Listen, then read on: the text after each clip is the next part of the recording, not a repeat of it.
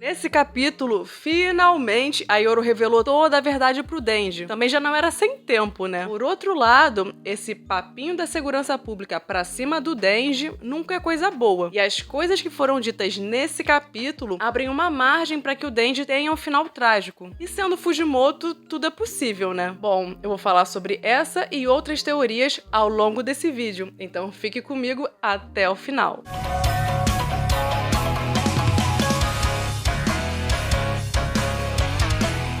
Olá, sejam bem-vindos! Eu sou a Renata e hoje vamos conversar sobre o capítulo 191 de Chainsaw Man. Se você puder se tornar um membro do canal, isso vai me ajudar bastante a continuar o meu trabalho. Você pode fazer isso por apenas R$ 2,99 por mês. E claro, eu deixo aqui o meu muito obrigada a todos que já são membros do canal. Mas se você não puder, você já me ajuda se inscrevendo, comentando, deixando seu like nesse vídeo ou comprando os mangás do Chainsaw Man pelo meu link na Amazon. O capítulo começa com Yoshida contando que todo mundo que está associado com o Denji está sob custódia da segurança pública, que no caso seria o Katana Man, o Iseumi e os outros dois carinhas. O Katana Man se ferrou porque ele foi fatiado pelo Potita e deve ter ficado largado na rua até que foi capturado por algum membro da segurança pública. Então, provavelmente, ele nem deve ter tido chance de oferecer resistência. Agora, se eu não estou enganada, o Infernal do Prego, que eu chamo carinhosamente de Nobara, estava no apartamento junto com o Seigi, que foi capturado. Ou seja, é possível que o Nobara tenha escapado. Ao mesmo tempo que o Yoshida revelou que os amiguinhos do Denji foram capturados, ele reconheceu que eles provavelmente não vão servir como moeda de troca. Até porque esse foi um grupo que acabou de se formar. Então, não existe exatamente um laço forte entre eles. Eles não são companheiros de verdade, tipo, Nakamas, sabe? Eles acabaram de se unir por força das circunstâncias. Então, não existe aquele sentimento forte de companheirismo. Enfim, o Denji começou a recapitular o que tinha acontecido desde que o Potita assumiu o controle do seu corpo. Todos, com exceção daqueles que estavam na cafeteria, foram capturados pela segurança pública. O Potita tomou um pau na luta contra o demônio da guerra e a Yoru destruiu Tóquio invocando seu poder com a Estátua da Liberdade. No passado, a Nayuta já tinha percebido que o plano da Kiga era que o Chainsaw Man e o demônio da guerra fossem temidos pelas pessoas, porque assim eles ficariam mais fortes para tentarem enfrentar a irmã mais velha, o demônio da morte. E considerando os últimos acontecimentos, em que tem vários fakes do Chainsaw Man tocando terror pela cidade, o Potita ressurgiu e a Yoru destruiu Tóquio lutando contra o Chainsaw Man, me parece que o plano da Kiga tá dando certo. Provavelmente, o Chainsaw Man e a Yoru estão mais fortes. A questão é que, ainda assim, isso parece estar longe de ser o suficiente para derrotar o demônio da morte. De todas as coisas que aconteceram nesse meio tempo, o mais bizarro pro Denji foi que os braços da Asa cresceram de novo. Nesse momento, a Yoru assumiu o controle do corpo, começou a gargalhar e finalmente resolveu revelar que, na verdade, ela se chama Yoru, que ela é o demônio da guerra e que ela é a outra personalidade da Asa.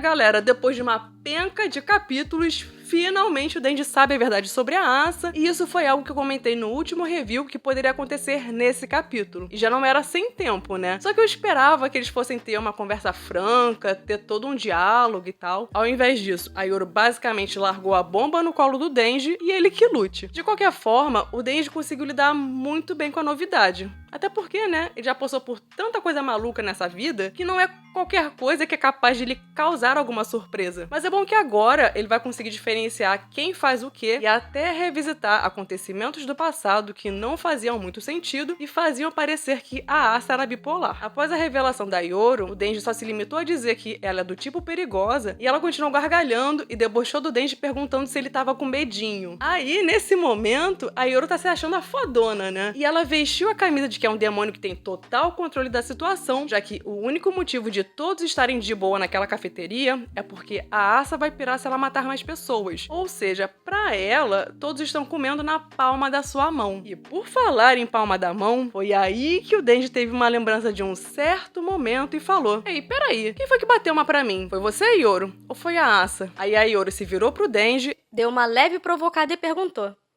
"Você quer testar pra descobrir?"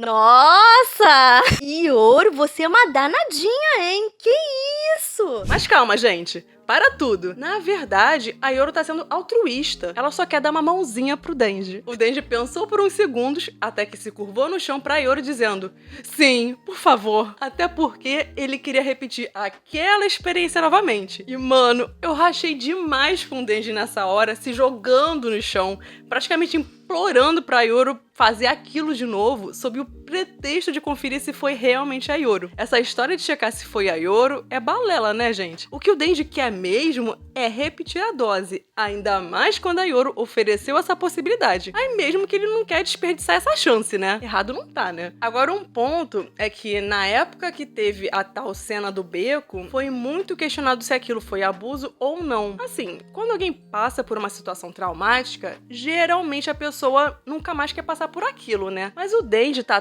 tão interessado em repetir a dose que eu acho meio complicado sustentar que houve abuso, né? Enfim, essa é a minha opinião. Mas o legal é que eles estão tendo essa conversa abertamente, né? Na frente da Kiga, Yoshida e Fumiko. Tipo, eles não estão nem aí. A Yoru disse que se o Denji comesse a sua própria mão, ela faria aquilo de novo. E será que ele fez isso mesmo? Adivinha, tem uma chance de acerto. Enfim, o Yoshida achou melhor mudar de assunto e comentou que como a Yoru solou o Chainsaw Man, ela deveria estar com a sensação de que venceu a luta. Mas era estranho que ela não transformou o Chainsaw Man em arma, sendo que esse sempre foi o seu objetivo. A Yoru respondeu que bastava olhar pro Denji comendo a sua própria mão, que já dava pra concluir que ele estava totalmente sob o seu controle e que ele virou o seu cãozinho leal depois que ela deu um pouco de afeto. Então, ela queria brincar mais um pouquinho com ele antes de transformá-lo em arma. Yoshida e Fumiko se entreolharam porque eles não compraram muito essa ideia. E de fato, a essa altura do campeonato, é capaz que a Yoru nem queira mais transformar o Denji em arma. Aliás,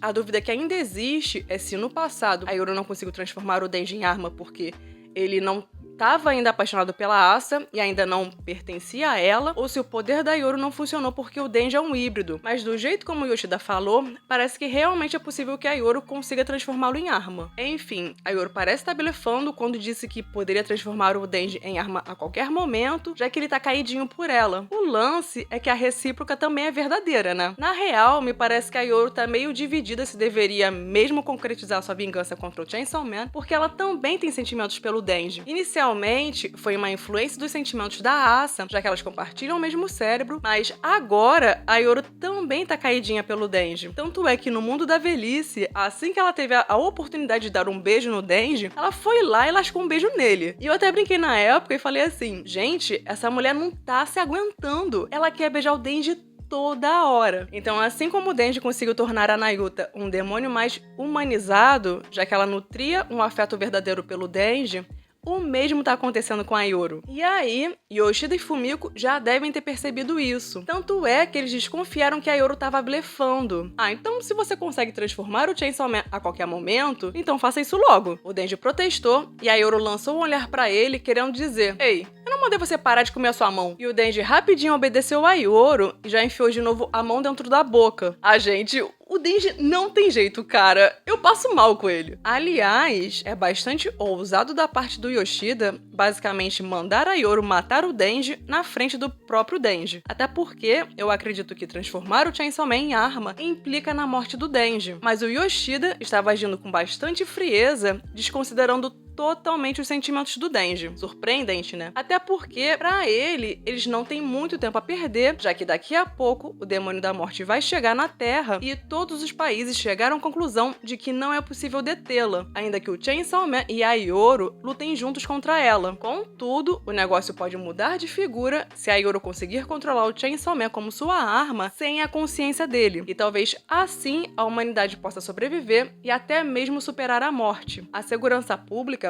continuar muito preocupada com a ameaça do Demônio da Morte, e eles acreditam que a profecia de Nostradamus vai se concretizar. Mas no último review, eu comentei que o Fujimoto pode ter mostrado uma possibilidade de como o Demônio da Morte pode ser derrotado, que seria justamente trancá-lo no mundo da velhice, uma vez que nenhum demônio consegue usar poderes nesse lugar, nem mesmo o próprio velhice. Algumas pessoas podem achar essa solução sem graça. Ok, mas é sem graça agora porque isso acabou de acontecer. Mas daqui a 50 50, 100 capítulos, ou sei lá, numa eventual parte 3, pode ser que a gente nem se lembre mais dessa possibilidade, porque já vai ter passado um bom tempo. E como um inscrito, o Prince, falou, o demônio da morte seria como o mal, e o mal não pode ser destruído, mas pode ser contido. E pode ser esse o caso do demônio da morte. Ainda que não seja possível derrotá-lo, talvez seja possível contê-lo dentro do mundo da velhice. É claro que a partir disso poderia surgir a dúvida se de repente a morte é tão overpower que consiga burlar a regra de que não é possível usar poderes demoníacos no mundo da velhice. Bom, se isso daria certo ou não, eu não sei. E talvez a questão mais difícil poderia ser atrair a morte pra dentro do mundo da velhice. Vai saber. Mas pode ser que o propósito do arco do demônio da velhice tenha sido mostrar uma solução viável para derrotar, ou ao menos conter o demônio da morte. E uma outra alternativa já foi apresentada pelo próprio Yoshida no passado, quando ele sugeriu que o Chainsaw Man poderia comer o demônio da morte. Mas sinceramente, eu nem acho isso viável. Para não me estender demais nesse vídeo, eu vou deixar para explicar minha opinião no futuro. Mas, em resumo, a morte precisa existir porque isso faz parte do ciclo da vida. Ruim com a morte, mas é pior sem ela. Enfim, ao saber da intenção do Yoshida, Denji questionou se foi para isso que eles o forçaram a se transformar no Chainsaw Man e se foi por isso que eles mataram a Nayuta. A gente já tinha presumido isso tudo lá atrás, né? Mas é interessante lembrar que quem serviu a cabeça da Nayuta numa bandeja foi o Balen. E vale lembrar também que a Kiga fingiu demência e não esboçou nenhuma reação. Mas se o Balen, que é da igreja do Chainsaw Man, teve participação direta na morte da Nayuta, e isso também fazia parte dos planos da segurança pública,